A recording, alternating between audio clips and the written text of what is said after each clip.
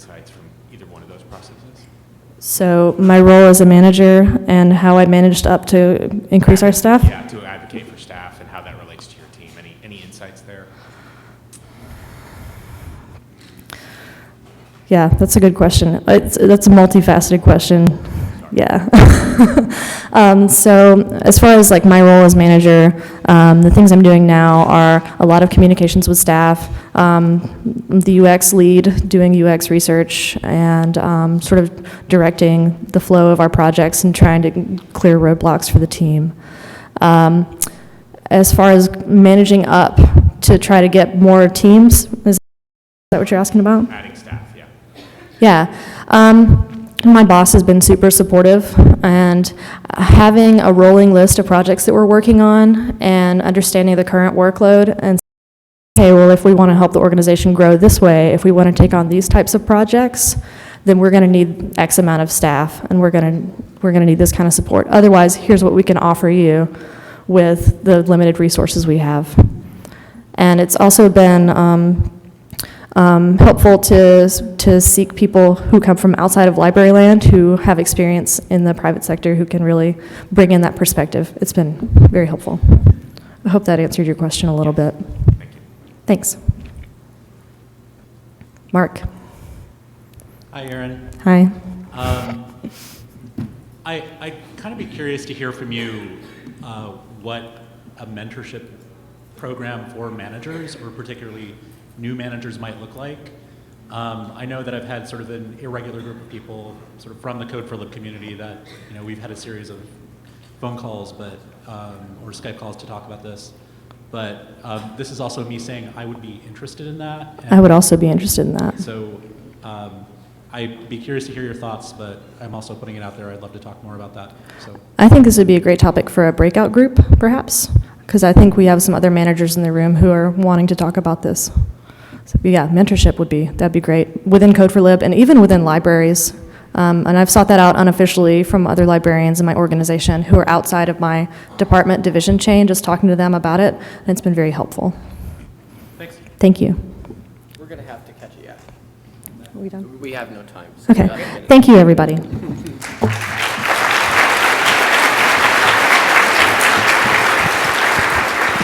All right.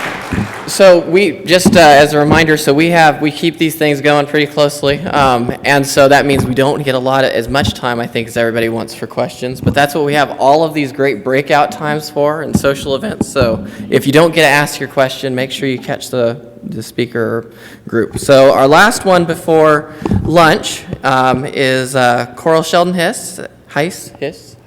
Hess. I got it wrong twice.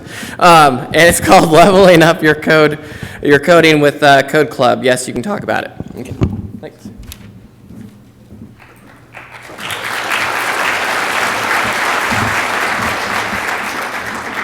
Hey, everybody. So let me pull up my slides.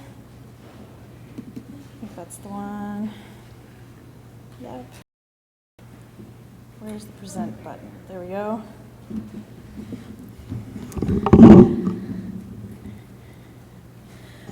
Okay, this is it erased my font. You guys, I had the Code Club, or the Fight Club font on this slide, and only on this slide because it's totally unreadable.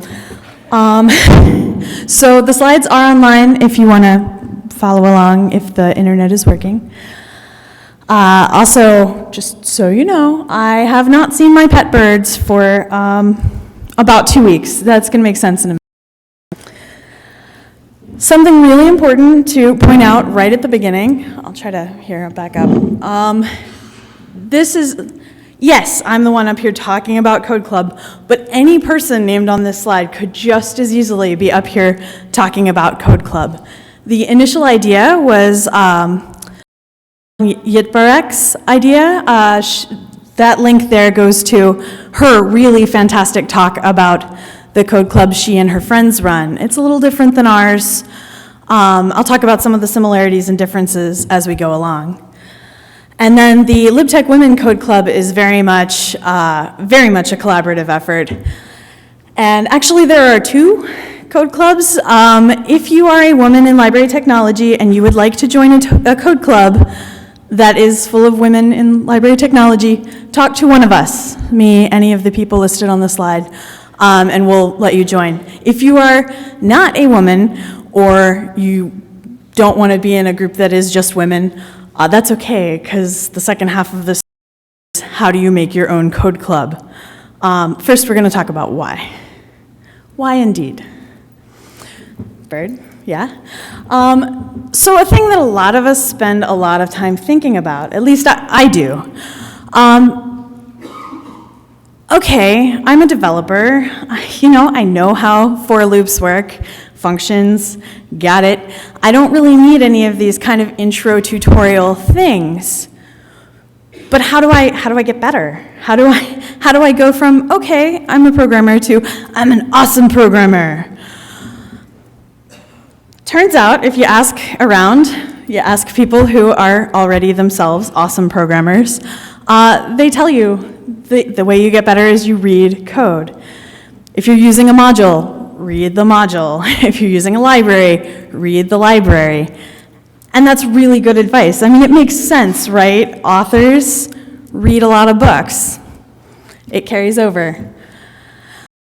It's really boring to read code by yourself. It's just not a lot of fun. Also, it's really, really easy to deprioritize it. I don't know about you, but I have a number of deadlines, and so it's very easy to say, well, yes, I probably should read this module and see how it's put together, but I'm just going to use the tool and get my work done and then go spend time with my family or watch Netflix or whatever it is I do. It falls to the bottom of the list. A little like going to the gym can fall to the bottom of the list. If you're going by yourself, you still get a whole bunch of benefits, right? It's good for you. There are endorphins. You feel strong and awesome. But really, you're more likely to go and more likely to have fun if you go with a buddy. And reading code is the same way. It's just that accountability that, okay, well, if I don't show up, then, it might not happen. Then I'll be leaving someone hanging. That's powerful, and that helps you change your priorities list. The other benefit besides, this accountability idea and this just fellowship idea is it turns out that different people solve differently.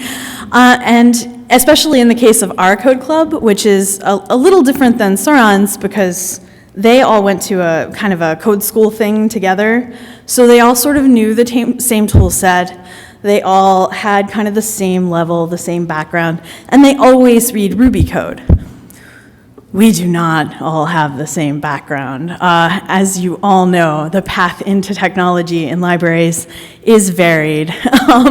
So that's actually it can be a difficulty, but more often it's a strength, I think, of our code club because we'll sit down to read some code and it might be like code that Sarah picks, and it's not something I would have picked. So I get to read something I wouldn't have thought of reading. But also, turns out she uses a different editor than I do, and I like hers better. Or I don't that maybe not specifically that, but we all have these different tool sets, and we can all learn a tremendous amount more as a group than we would learn if we were trying to sit there and read code by ourselves. Even assuming that we would make ourselves do that, which it's gone really well for us. Just in the couple of months, we haven't been doing this for long. It's October, November we started. A lot of us feel like we're, much better at things. I'm much less afraid to go and open up a strange new piece of code and figure out how it works than I was before. We're better at regular. Spent some time on that. So we went and we read a Twitter bot written in Node. And Sarah was like, hey, I wonder, how hard would it be to write a Twitter bot in Python? So she did, which is awesome. Then we went and we read Zoya, the code4lib bot. We didn't read the whole bot.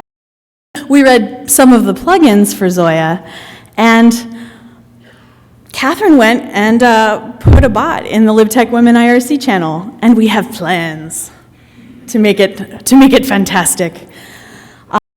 Oh, this pun was accidental, but I left it in. We're branching out into practicing Git, and we may do Heroku and some other things. We still focus on reading code most of the time, but we're also, playing with tools and just, all getting better rapidly. So you're convinced you want a code club of your very own. How do you get one? This is what Code Club looks like for us and for Saran's group. It's exactly the same. We do about an hour per week. It's an online meeting. You could do a Code Club in person, I guess. About 100 lines of code seems to be the right amount. If it's really complex, if it relies on a lot of external stuff, maybe less. If it's really simple, then maybe more. But it's a good rule of thumb. And this is key. Every week, there's a tour guide. There's a different tour guide every week. People take turns. And the tour guide's job is, one, to be the person sharing the code with the rest of the group by screen sharing, but two, and much more importantly, their job is to keep the conversation going, to make sure that everyone is kind of participating, and to make sure nobody gets left behind, just like a real-life tour guide. And that's super important. We had some goals, just kind of going back and reading through how we talked about things when we were first creating our code club. We wanted it to be a safe and welcoming environment. That makes sense, right? You're going to learn the most if you feel comfortable. We wanted it to be self-sustaining, so there would be no one single person who could be a point of failure if, say, they moved across a continent. And we wanted it to actually happen every week, give or take, weeks when there are exciting library tech conferences and things. To make the learning environment in the kind of friendly and safe and welcoming space we wanted it to be, of course, we have the tour guide, that's a given. Limit the groups to 4 to 7 people, in theory. Right now, one of our groups is 2 people, and it's not quite enough. Saran's group is 4, and then the larger of our groups, and it's larger because of scheduling, 10 people. And when we all that's a lot of people. Hangouts kind of hangs, and we don't all feel like we have as much chance to talk. So I would say 7 is a hard limit, and 6 might be better.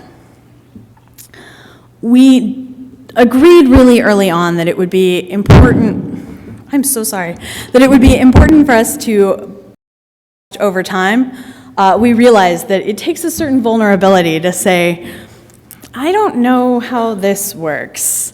That line of code we read 2 minutes ago, it turns out, upon reflection, I don't know what that did. That's hard. You have to trust everyone else in the group to be willing to do that. And that kind of trust takes time to build up. So we have a consistent group. We don't swap people in and out between the groups. That kind of helps us grow over time. And then each of us, I would say unofficially, this is embarrassing, but officially I don't think we have a code of conduct.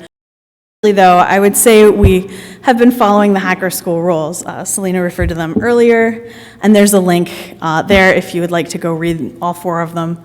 It's just a really nice way to make a learning environment where people feel safe and feel able to say, I don't get it. Now, for the initial setup of the group, so I said it was self-sustaining, and it pretty much is. But for the initial setup, you do kind of need to have an instigator. You need someone who has the energy to go out and get all of your. So, it's really easy. It's not hard. So if you want to make your own code club, you need to find your group of people or groups. You need to find a meeting time. I'll talk more about that in a second. You need to set up, and you need to be the tour guide for the first session. You could try to instigate and not be the tour guide the first time, but people are going to want to see how it's done, and so you that's your job. You're the instigator. Do it. It's really easy.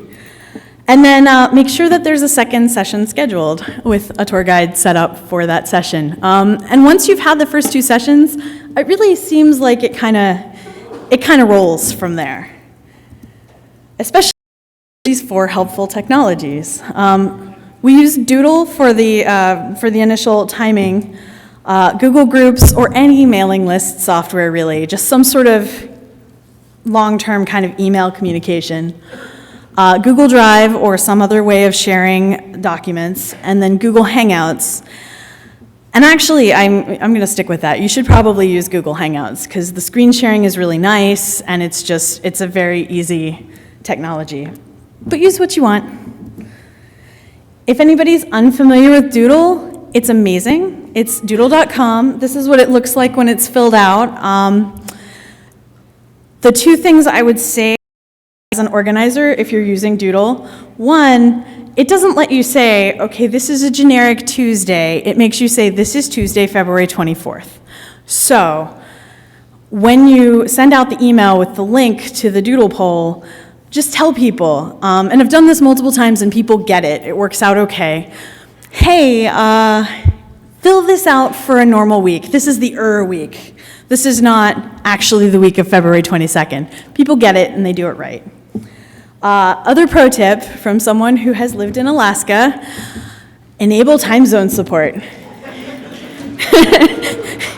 You will save yourself so many emails if you just do that when you set the Doodle up. I'm sorry that the link is blue. It's bit.ly/C4L-code-club. This is a template Google Drive folder that you are all welcome to. Oh no. Really? Come on, OSU. All right, that you are all welcome to download and to use and to reshare with your own code clubs. In it, we have a template of a schedule. I went ahead and, because I'm so optimistic about your code club, I had it starting February 22nd, so good for you. It has a lessons learned document. I went ahead and left in our lessons learned, anonymized, of course. So you've already got some to build on. Most of it's things that I'm saying in this talk. Code we've read, in the template it's empty because your code club has not yet read any code. But the code nomination is full because it has all of the code that our code club has read and some of the things from our nomination document. You want to have some sort of code, you don't have to call it code nomination, You want to have some sort of place where people can go. If one person is really full of ideas and finds just a goldmine of amazing code blocks that they want to read, then they can share it with the group, and that means that, if someone else is having trouble figuring out what code they want to do for when it's their turn to tour guide, it kind of takes some of the pressure off. So it's been pretty helpful for us to have that. Tips for running Google Hangouts. So lots of us are in Google organizations. A lot of universities use Google for their email. I think New York Public Library is a Google organization. Sheldon-Hess.org is a Google organization. When you set up the Hangout, there's a little switch you have to tick off to share it outside your organization. Otherwise, there will be a long email thread. When you share your screen, there's a little button you can click to present to all. Super useful because otherwise there's the code and then there's the face of the person who's talking and then there's the code and no one can follow along. So that's just a thing we learned early on. And then make the font bigger than you think. Some of us are using 11-inch MacBook Airs and need a bigger font. Tips for when your turn as tour guide comes up. Go ahead and choose the week's code. We have this fantastic, and I do it too. We want to be so collaborative because we're librarians and we're just, oh, come on, let's let people vote. We'll send out an email ahead of time. Do you want to read this or this? People won't reply to the email, they're busy. Just pick. Also, if you wait and try to vote at the beginning of the time, it can take up a lot of your hour. So, yeah, you're in charge. It's your week. Go. It's a minor investment. If it turns out to be a bad piece of code, you can learn a lot from that too. So, do that. My recommendation is code. Different people in our code club have different preferences. Some people really prefer reading it on GitHub, which has good syntax highlighting. There's nothing wrong with that. I really like when we run the code because then we can interrogate it a little more deeply. We can go, okay, well, if we change this, does it do what we expect? So that's fun, and that's just my advice. That said, being tour guide is really easy. Don't read the code ahead of time. You don't have to put in that much effort. The whole point is to read code together, and your job as tour guide is not to be the expert. It's to make sure that the conversation happens and that everyone is participating. And actually, it's really fun being the tour guide if you have code is doing. I might have done that. And then finally, be willing to kind of go with the flow. If it turns out that you need to read another module to understand what the current module is doing, and you're not going to make it through all 100 lines of code, that's fine. If the group wants to finish reading it the next week, they will. If not, that's also good. The goal is to learn, not specifically to the specific thing that you picked out.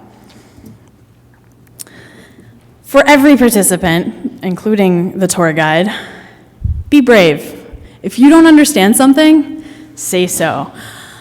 One, the advice given is probably someone else has the same question.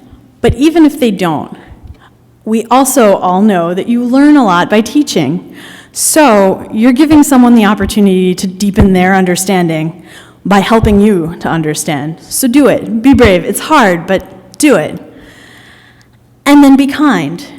If there's some intricacy in the code that it doesn't seem like the group is understanding, it's okay to say, hey, you know what, I think this works like this. Share your expertise, help people learn, no matter whether you're tour guide or normal participant or whatever. So that's the end of the formal presentation. I'll put my contact information back up, but first, a bribe. If you have questions, I have 4 more cute bird photos I will show in exchange for questions. And if you don't have questions in here, I have them on my phone, and I will show photos for asking me questions in person. But I'll put up my contact information in the meantime. Hi, Coral. Hi. Really enjoyed the idea in the presentation. It's something that I'm kind of seeking for myself. How do you market it out to other people that are about where you're at, trying to learn the same things? Oh, good question. One, you go and you talk at a conference. 2, it was pretty easy with the LibTech women because we have an IRC channel and we have kind of a Google a Google group. So we sent out an email and we're like, hey, if anybody wants to join. And then we did the doodle, broke into groups, and so it kind of filtered through for there. For setting one up for code4lib, I would say you could probably email code4lib, have a Google group set up that they can join ahead of time, and then you can set your group up like that. Hi, Coral. Hi.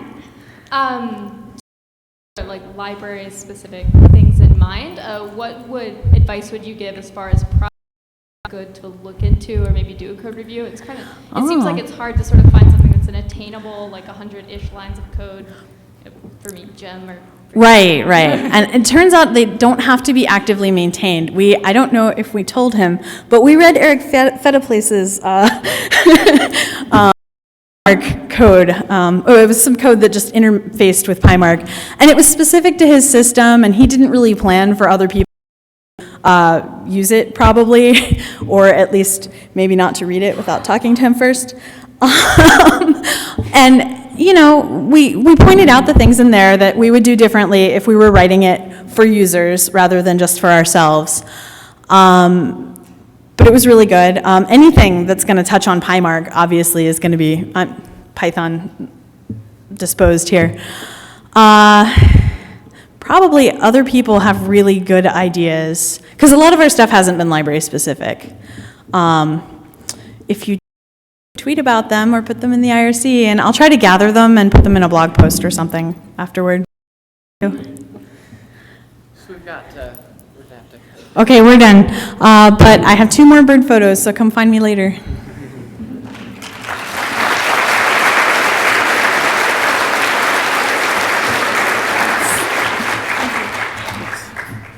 All right, so before you guys all run off, okay, I've got a couple of announcements. All right, the first thing I wanted to do, and this will probably happen a lot of times, is make sure you find the conference organizers and thank them for this event. So I went to the first code4lib, and the difference between that one and every time I step up here and look at this room is really different. We had 80 people in the first one, and there are just around 450 for this one. I don't think, and this is the first time that would ever be the case, that they didn't turn away. Is that right, Tom? I think that's true. Yeah. Okay, Chicago maybe. So that's actually a big deal. I'm actually pretty impressed and slightly terrified for anybody who follows them. Let's see here. So the 3 announcements. One is prizes and swag. We always give away stuff. It's one of the things that is great about this conference. They'll start having raffles following breaks. If you want to win, you have to be in here, so come in early. 2, for lunches. So if you had requested a special diet, so for example, like kosher or halal, they actually prepare those meals off-site. So you'll want to go and talk to the registration desk so that they know that you need to get a meal. And then the last one is eating here. We're going to be buffet style. I think the stuff is to pick up. You pick it up outside of, and we're going to eat in this room. So enjoy lunch, and we'll see you guys back here when it's over. And I forget what the time is.